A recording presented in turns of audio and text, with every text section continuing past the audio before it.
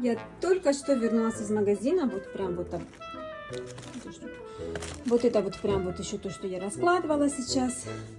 Раз в неделю я хожу в магазин с тележкой, с корзинкой, чтобы купить чуть-чуть побольше. И в итоге побольше. Такая перспектива прекрасна.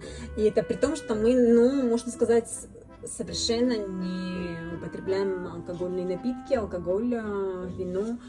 Ну, мы же французы, как без вина.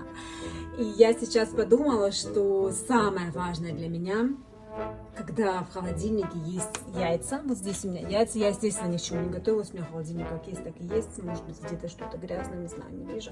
Для нас самое главное – это сливочное масло соленое и яйца. Вот, если это есть в холодильнике, еще фрукты. Вот я ем фрукты, да, я ем, вот сейчас не видно, но я их купила, помыла, я ем много фруктов, никогда не